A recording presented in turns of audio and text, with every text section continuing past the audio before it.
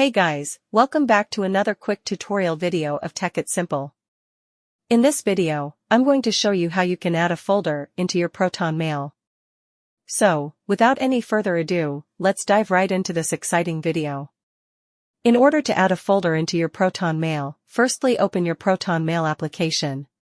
And then, after opening the Proton mail, you'll get these three bars in the top left corner. And then, you will get the setting option and more. Simply click into that setting button. Then, after coming to settings, you have to select your account from the top of the account setting. And now, you will get this folder option in the mailbox. Simply click on that folder option. And then, you can add folders into your Proton mail. Just simply name the folder and you can also select the color for the folder. And then, click Done. This way, you can easily add folders into your Proton mail.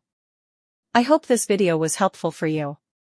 If yes, don't forget to like, share, and subscribe to the channel to never miss another update. Thank you for watching the video.